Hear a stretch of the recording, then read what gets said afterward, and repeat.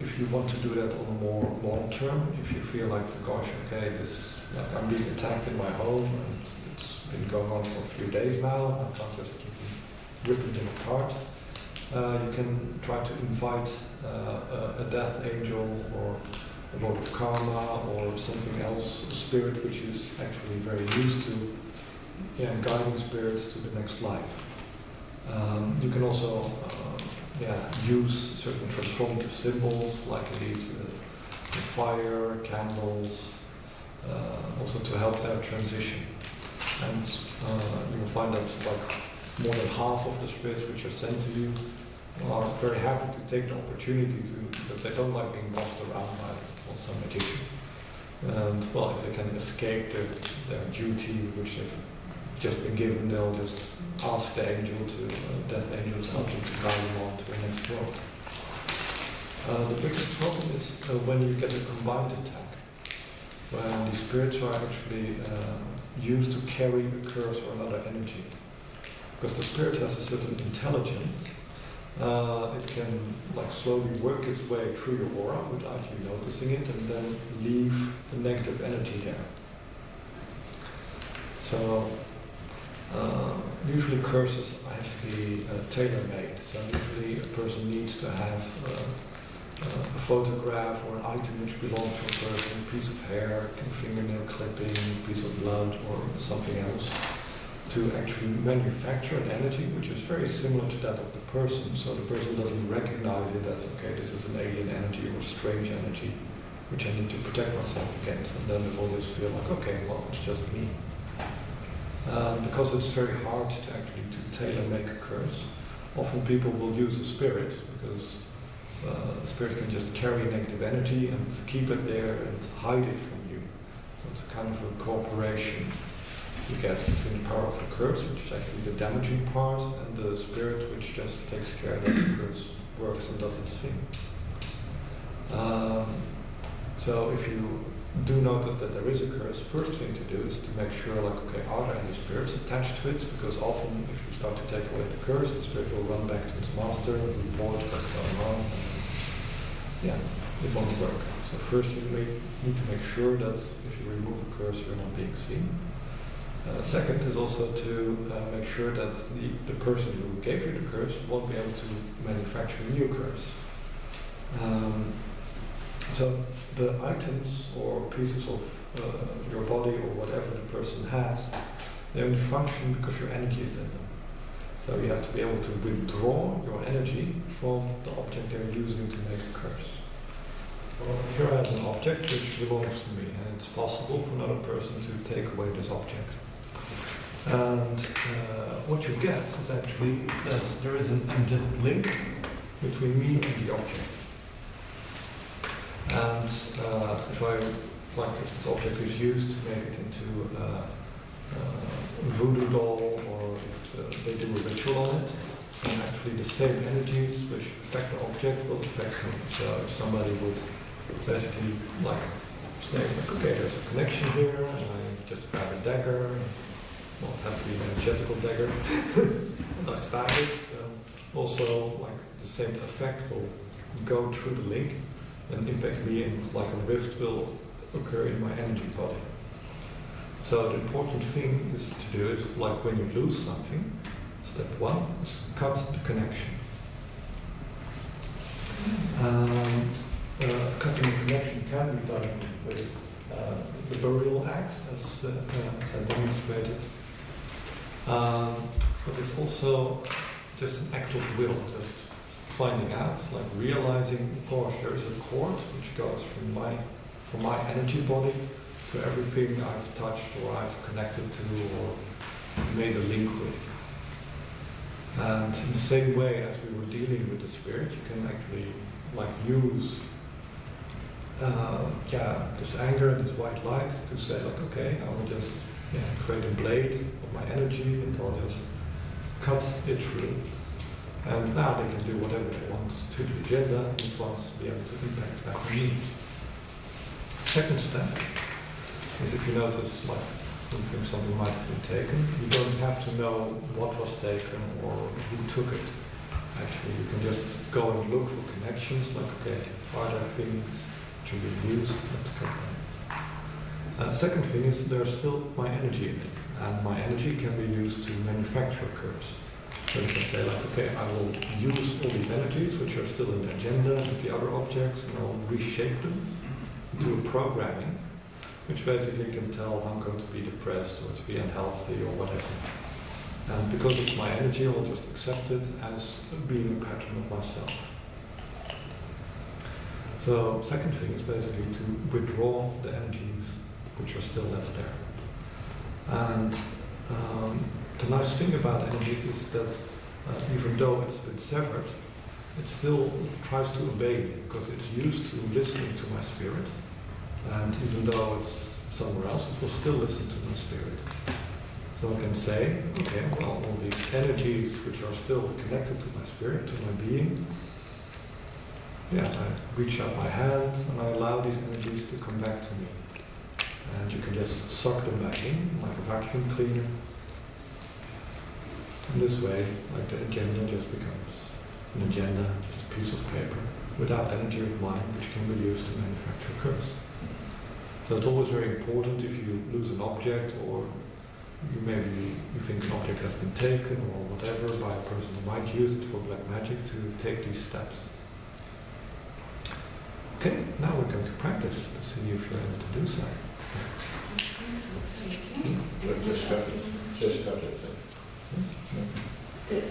Is the reverse true? Because, you know, I'm one of these people. I found a coat in a tree last year, and I found another nice coat in a tree, so I bring them into my house. You know, it's a table you find outside. So that I always bless it and burn sage around it, because I just feel, okay, that's somebody else's energy. So is the reverse true, that if you find something that you should really cleanse and disconnect? Yes. Because I always do that for flash stop finding things in the street. As long as you indeed look up the connection, and then you need the energy, say, okay, this is their stuff, they can put it back. I'll empty it and put in my energy. Yeah, it's very important because indeed true gifts often, also curses and interventions can be sent, because it works both ways. Is this also possible to do in a more general way? Because sometimes you don't know what was taken. Maybe it was a bunch of hair or some nails or whatever. You don't know if the person took it. You don't. Can't you just do a spell and say, look, everything that is possibly mine, it's just in the wrong hands. You can just gather like a bunch of cords together, and just several of them as possible. Call your energy back on the clean places. Because I do that, can you do this? That also helps, yeah. Meditation, if everyone else my energy to come back. Yeah. It's also important because like the energy which you normally radiate or lose is different from the energy which goes into object. So it was actually you have to mention in specific category all my energy which is in the objects which are distributed. Any energy I can relate. Yes. Okay. You pull those back. So you can also pull back the energy you put into other people. Yes, you can. Yeah. Yes, and that's usually what happens. If you just call back your energy, it's usually the more life force oriented energy, because that flows more easily and that comes back more easily. And with objects it needs a bit more of a conscious pull to get the energy out of it. But if you put it like into your kids with the idea to strengthen them, does it also flow back? Yes, but you should not put your energy into kids to strengthen them anyway. Because basically, yes, it's better to stimulate their own energy or to allow them to copy your patterns rather than because it doesn't flow in the same way. En wanneer de vervloeking uit een voorgeven okay. Yes. If the curse is from a past life, then it's a lot more difficult because then the curse is already within your body. The curse usually manifests itself along the spine, because it's often that like the spirit comes in the first chakra, and then it starts to grow to manifest into the higher chakras, and actually the curse travels with it, And when it comes to the chakra, which is affected by the curse, that's also when the curse will take hold. So often as a child you don't notice anything, but if you reach a certain age, then the curse kicks in, because then that part of you also becomes active. We're going to talk a little bit more about removing curses later. First we just want to do a little exercise. And then we'll learn how to undo a curse.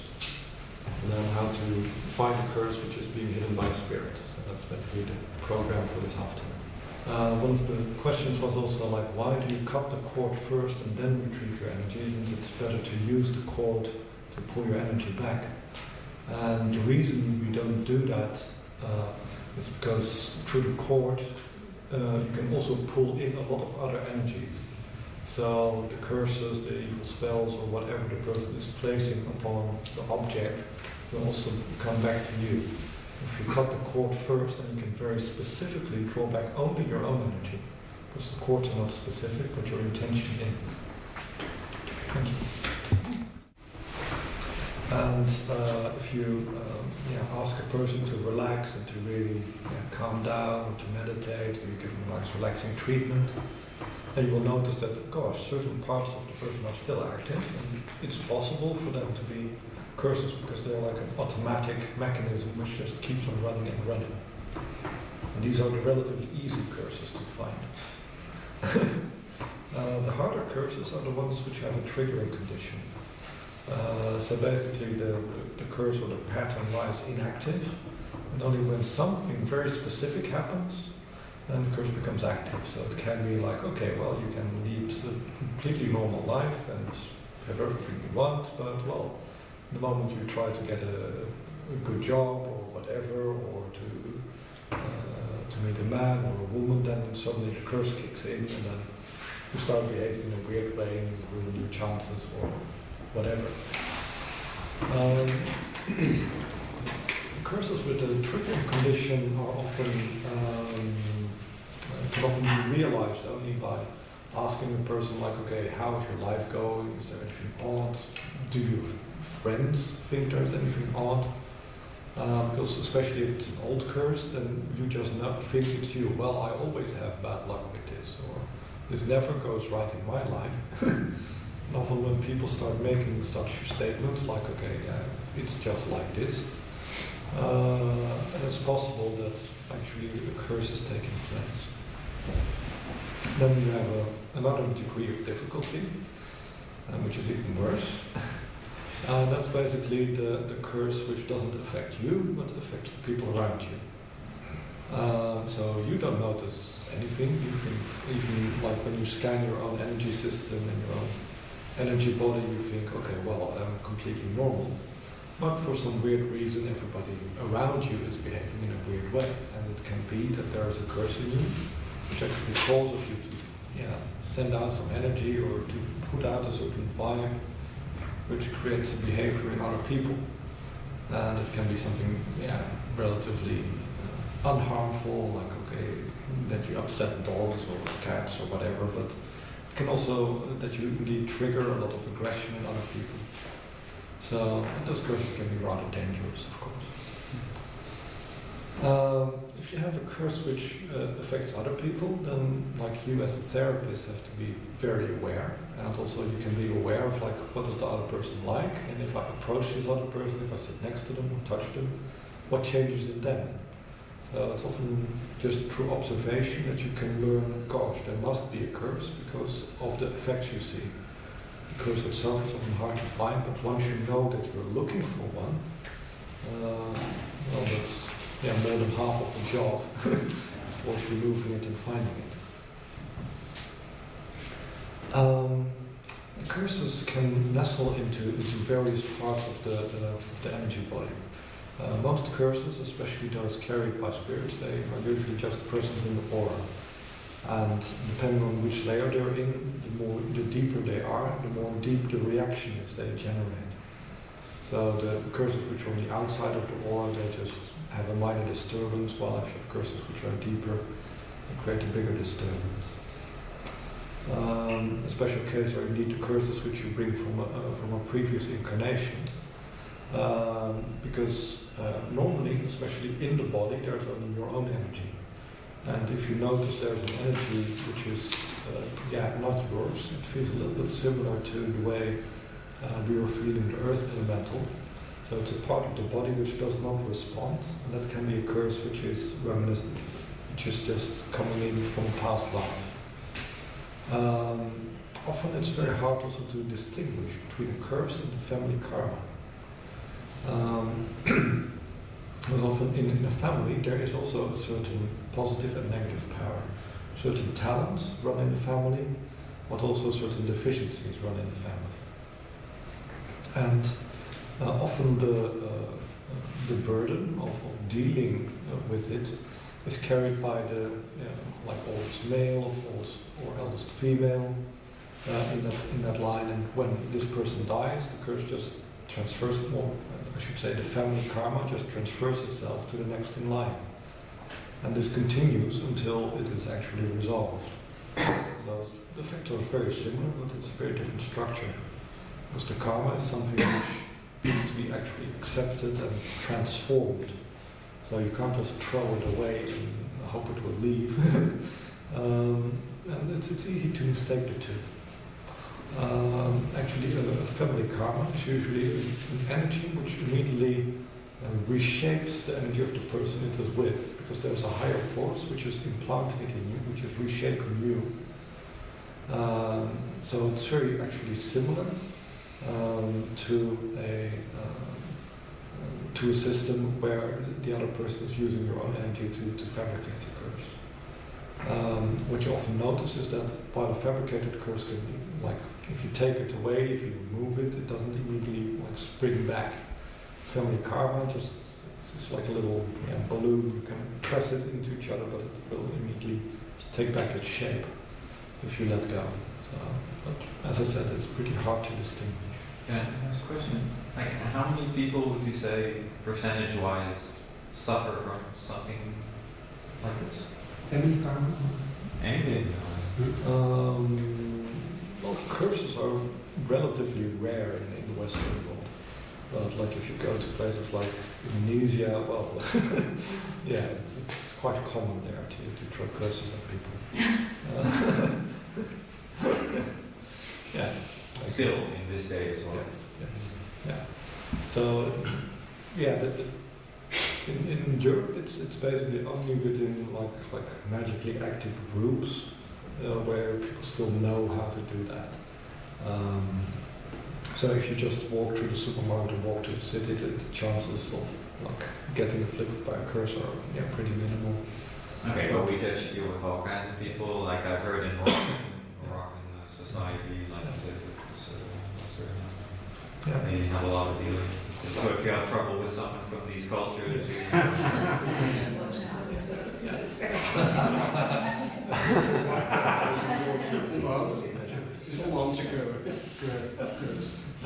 So yeah, it's hard to say, but like in general, if I just walk around the city, well, curses are hard to see, but even if I were to look, I would say more than 1 in 50.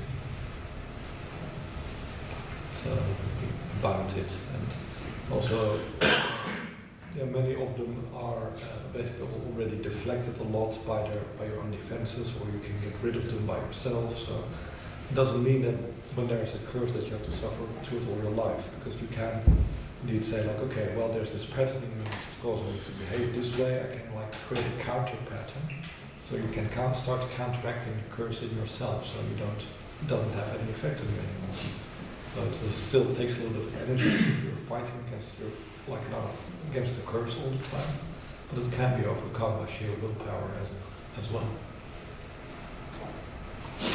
It depends very much on like the skill of the person who fabricates the curse, how difficult it is, or how strong the influence is. The big problem is also that indeed the curse causes you in a way to fight with yourself. And that takes a lot of energy. So often, like a person suffering from a curse often has a high degree of stress. Like in a way, they're always feeling a little bit of tension, or other problems. So often they have like problems in the neck and shoulders just from stress-related complaints. So that can also be a sign.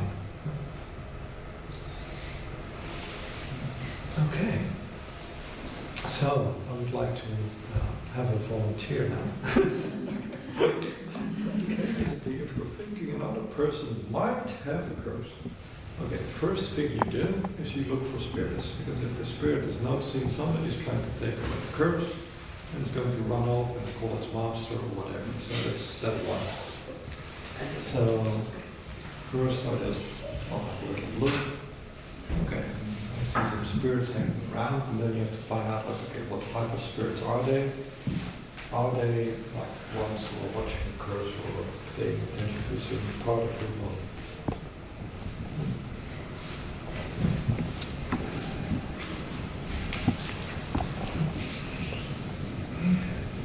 Well, here's a little spirit, and also the thing to watch for is basically also a spirit which is not behaving in its natural way, because spirits are usually just going about, flipping about, looking for food. And if you notice that the spirit is sitting very still, that's weird behavior. Because usually they just hang around the person, they take a little bite of the aura and they go away again. And if a spirit is hanging still in aura, that's tricky. So we have one here. So, okay, if you find a spirit which has been hanging around the aura, it's actually a big help. Because you can see, like, okay, the same way as we have this energetic link to our object, the spirit has a link also to one part of your aura and one part of your being. So if you have the spirit, you can just start following, make sure that the spirit doesn't run away because it will have a triggering condition. But you can just start follow the line where it goes. It goes to the structure over here. Okay. And this structure over here indeed feels a little bit weird. So what I notice here, there's a little flow here, there's a little bit like there's a walk in here. Okay. So the spirit probably has a master, because otherwise it wouldn't be hanging around here. And now the trick is to make sure that the spirit doesn't go and call its master. Well, then you have to see, like, okay, what is its program? Why is it doing what it does? And that requires a little bit of telepathy between you and the spirit to try to listen to it. Okay. Well, it's a relatively, non-aggressive spirit, fortunately. And basically the reason it's sitting here is because it's afraid. It's afraid that, like, the other person who sent it here will actually hurt it. So it's been intimidated, like, okay, do what I say, watch this curse there or else. So, okay, it's more of a problem if the spirit doesn't really leave, but this is not a willing spirit, it's actually a bad spirit. So we have to make sure that while the spirit is wanting to leave, it just doesn't care to, because there's too much fear, so we have to help it to deal with its fear a little bit, and make sure it goes somewhere safe so it doesn't get hurt. So, okay, you can think of a safe place where it wants to go. Open a little door to the dimension where it wants to go. And you can also, like, if you can't open doors, you can take it to a holy place, take it to a church or a temple or whatever. Because those are natural doors also for spirits to leave our room. Okay. I'm going to help it. It's the same way actually as we were, like, working with the fear, the little fragment. It also has this fear fragment in it. So I try to give it some courage. And the spirit then becomes really gentle. Okay. Yeah. Okay. Just let go. Okay. So close the door behind it. So now that the spirit is gone, we can safely remove the curse without anybody knowing about it. So, but let's have a look at what the curse is actually doing.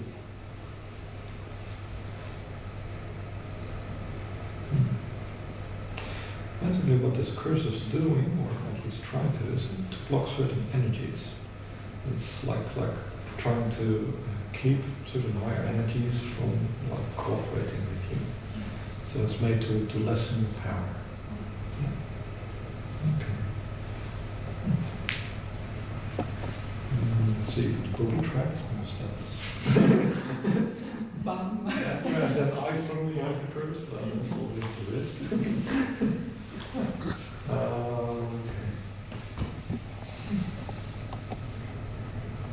It seems to be very specific on the trigger to you. It's true. Well, it's just attuned to you, so it won't affect me if I try to do anything with it. If I take it with me, I carry it in my aura, it will not affect me. So that makes it relatively safe. Could you turn it on? Yeah. So that makes it very safe for me to handle this. Okay. So if you have this energy, then you have to like, dismantle it. So it's got a programming, if you will, which shapes the energy into its current shape. And the rest is just shape and things to attach itself. So it's machinery, but it has a power cell in it, which makes it run. And if you actually pull that out, and that's the little instruction, the willpower of the person who created it. And if you remove that out of the structure, then the rest of the structure will start to dissipate. And that's the risk of curses, because you have to give a little bit of yourself to create the curse. And now you have something to backtrack the person who actually caused it, if you want to. And often, you can't. Ze hebben gezegd dat zij nog in tussendimensionele lagen zitten en dat ik daarom door mijn hoofd kon praten als het van is, maar dat mijn hoofd van het is van ze mogen nu naar het licht van mij. Okay. So we set a kind of a counter curse, go to the light. Okay. Because that's the nice thing, because you have the energy cells, you can build a new structure around it. So in this case, we're going to go to the light instruction.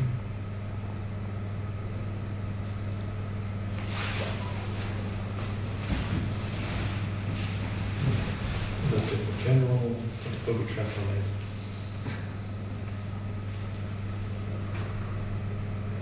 Okay. And call up a spirit, the living one in this case. And you don't have to watch it, just bring it there.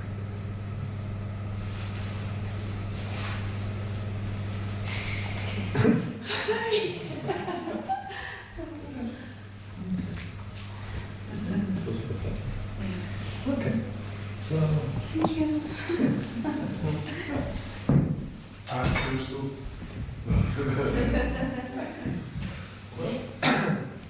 Now comes the interesting part, the practicing. So again, we're going to have two rows. So one of the rows is going to get cursed, and the other row is going to try to get rid of it.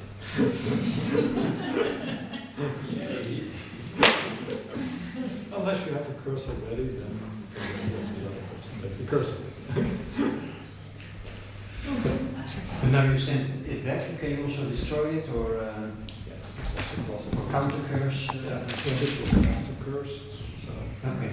And it often goes this way in spiritual combat. One person sends a curse, you change it back, you try to sender, and they change it back, and then it goes back and forth.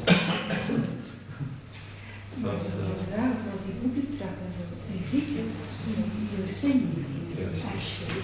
yeah, When you don't see it. yeah, that's why, yeah, in the beginning I would just make a very, very simple obstruction with no guardian spirit and whatever, because yeah, it's usually by experience that you learn, like, gosh, damn it, it's affecting me, and then you know what's a booby trap.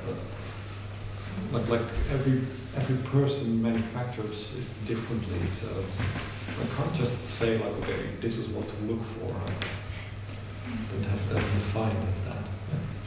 It's often a kind of an attunement, I'd say.